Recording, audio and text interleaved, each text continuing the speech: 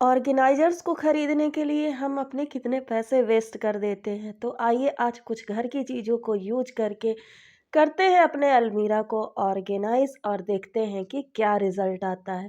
जो चीज़ें हम वेस्ट समझ के कार्डबोर्ड के डब्बे वगैरह फेंक देते हैं, उन्हीं चीज़ों का हम यूज करेंगे। तो आज मैं आप लोगों के साथ शेयर करूँगी कुछ ऑर्गेनाइजेशन के टिप्स एंड ट्रिक्स। और तबीयत ठीक ना होने के कारण पूरा जो मेरा रूटीन है वो डिस्टर्ब हो गया है।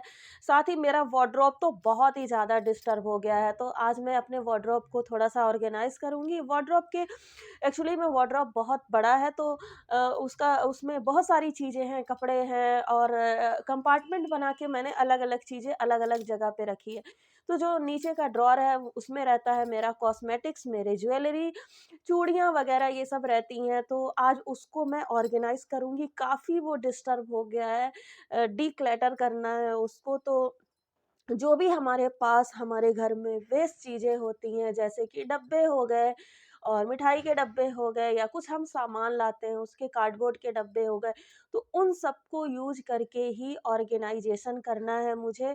और इवन मैंने किया भी है पहले से, तो मैं दिखाऊँगी कि कैसे उन डब्बों को यूज़ करती हूँ मैं ऑर्गेनाइज़र के फॉर्म में। और जो हम वार्डरोब में लाइनिंग बिछाते हैं, तो लाइनिंग बिछाना तो बहुत ज़रूरी होता है, क्योंकि उससे हमारा वार्डरोब क्लीन रहता है और जब हम डिक्लटरिंग करते हैं तो हमें बिल्कुल भी दिक्कत नहीं होती है। तो कैसे उस लाइनिंग को हम घर पे ही बना सकते हैं।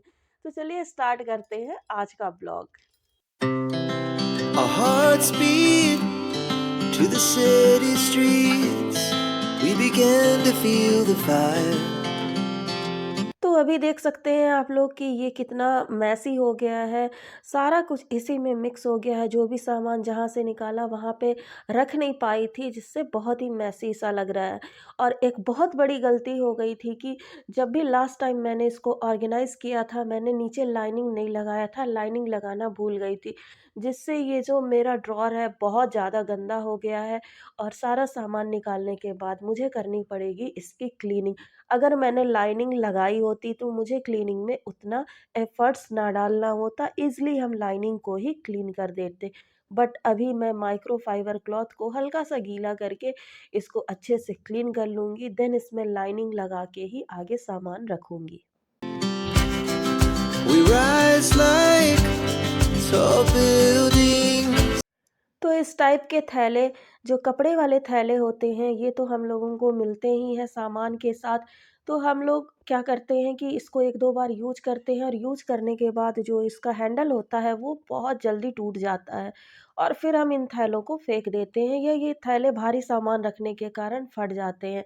तो इसको हम इस तरह यूज़ कर सकते हैं कि इसकी लाइनिंग बना लें। पहले मैंने हैंडल को निकाल दिया है कट करके, देन एक साइड से मैं इसको ईज़िली ऐसे फाड़ सकती हूँ, क्योंकि ये हल्का-सा चिपका-सा होता है और भारी सामान जब हम इसमें रखते हैं तो यही साइड इसका फट जाता है। तो सामान ना रखें, इसकी हम लाइनिंग बना सकते हैं, जिसको कि हम अपने अलमीरा में, वार्डरोब में, कहीं पे भी बेस बना के बिछा सकते हैं, जिससे वो गंदा नहीं होगा। Take us higher. The night's young and it's just begun. As she puts her hand in mine. We wanna chase the night. Wanna dance to the light. कई बार क्या होता है कि हम मार्केट से लाइनिंग खरीद के लाते हैं, महँगे-महँगे लाइनिंग खरीद के लाते हैं और वो कुछ टाइम में ही ख़राब हो जाता है। तो हम पैसे बचा सकते हैं इस तरह से घर पे पड़ी हुई चीज़ों का यूज़ करके। अगर आपके पास भी ऐसे थैले हैं, कई जगह हम पॉली बैग्स का भी यूज़ कर सकते हैं, जो मोटे वाले पॉली बैग्स आते हैं, बट वो क्या होते हैं, थोड़ा-सा फिसलते हैं, थोड़ा सिकुड़ जाते हैं। बट ये जो कपड़े वाला थैला होता है, ये कभी भी फिसलता नहीं है। इसको जैसे बिछा दिया एज़ इट इज़ काफ़ी दिनों तक रहता है और इसके ऊपर सामान भी अच्छे से रखा जा सकता है। From the sky, just two hearts running wild. Never sleep, never stop. As we shout from the top, we're gonna be two hearts running wild. आप लोगों को तो पता ही है कि चूड़ियों को ऑर्गेनाइज़ करना सबसे बड़ा टास्क होता है, स्पेशली जब वो काँच की चूड़ियाँ हों। तो ऐसे में हम कई बार बैंगल बॉक्स लेते हैं, इवन मेरे पास भी बैंगल बॉक्स है, बट मैंने कभी खरीदा नहीं। जो मेरी शादी में लिया था मैंने, बस वही है, 2 बैंगल बॉक्स है। इसके अलावा हमारे पास बहुत सारे बैंगल्स इकट्ठे हो जाते हैं, तो ये एक मेरे पास बॉक्स है जो कि पेपर बोट जूस का बॉक्स है, और इसको मैं 4 से 5 सालों से as a bangle box use कर रही हूँ।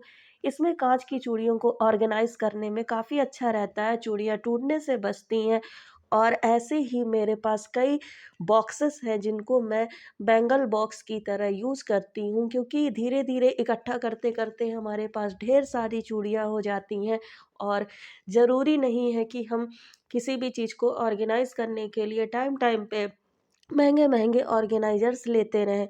हम अपने घर में पड़ी चीज़ों से भी चीज़ों को ऑर्गेनाइज़ कर सकते हैं और बहुत अच्छे से रख सकते हैं। तो इस बॉक्स को मैं 4 से 5 सालों से यूज़ कर रही हूँ, और ये ऐज़ इट इज़ है। साथ में जो मेरी चूड़ियाँ हैं, ये भी 7 साल, 8 साल पुरानी चूड़ियाँ हैं, जो कि बिल्कुल ही खराब नहीं हुई हैं, और बिल्कुल ही सेफ़ तरीके से इस बॉक्स में रहती हैं। साथ ही मैं यूज़ करती हूँ एक ग्लास का भी बॉक्स है, मीन्स उसमें ग्लास आया था, कार्डबोर्ड का बॉक्स है, तो उसको भी मैं एज़ अ ऑर्गेनाइज़र बैंगल के लिए बैंगल बॉक्स के फॉर्म में यूज़ करती हूँ। उसमें मैं रखती हूँ मेटल की और कुछ काँच की चूड़ियाँ, जो कि साथ वाला है। तो इस तरह हमारे घर में बहुत सारी चीज़ें होती हैं जिनको हम ऑर्गेनाइज़र के फॉर्म में यूज़ कर सकते हैं, बजाए कि महँगे-महँगे प्रोडक्ट्स खरीदने के। wild.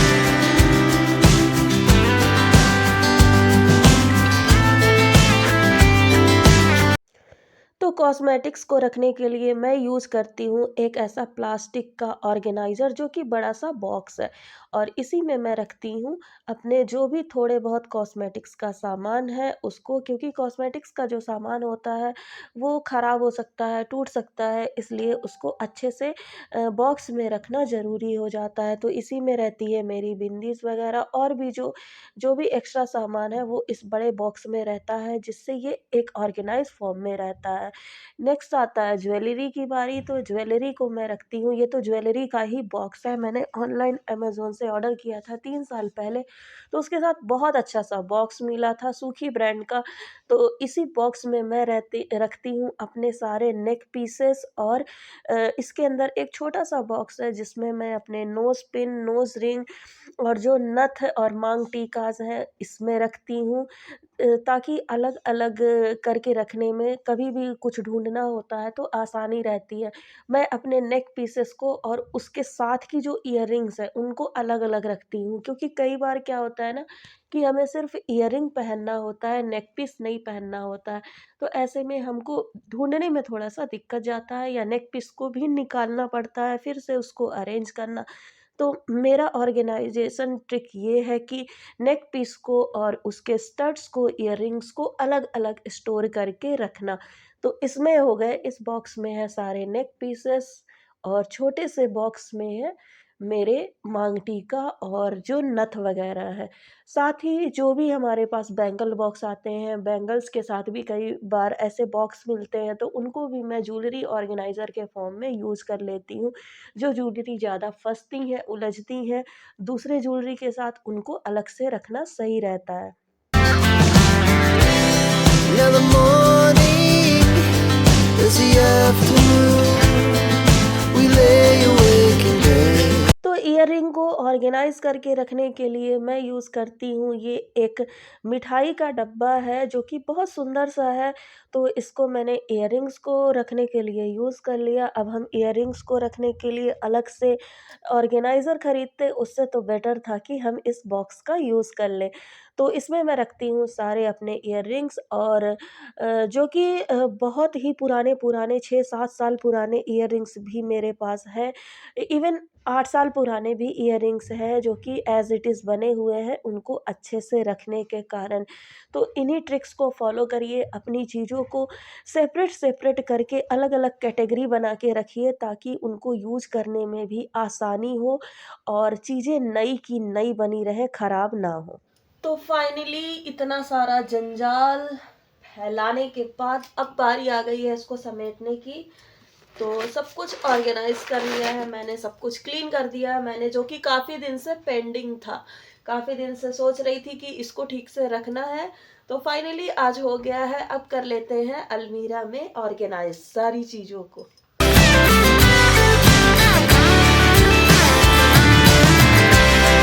The moonlight, summer sky, it was the best we ever had. तो देखिए ऑर्गेनाइजेशन में कितना जादू है कि जो मेसी सा कॉर्नर था वो कितना सुंदर और अट्रैक्टिव बन गया है। हर एक सामान क्लियर दिख रहा है कि क्या कहाँ रखा हुआ है, और इसी तरह हमको रखना भी चाहिए ताकि चीज़ें अच्छी लगें। तो फ्रेंड्स, आज के ब्लॉग में आप लोगों ने देखा अलमीरा का जो मेरा जो कॉस्मेटिक का सामान है, मेरा ज्वेलरी का सामान है, वो सब ऑर्गेनाइजेशन मैं कैसे करके रखती हूँ, ये सब आज की वीडियो में था। तो मिलते हैं हम नेक्स्ट वीडियो में कुछ नई चीज़ों के साथ। तब तक के लिए अपना ध्यान रखें। Take care and bye bye.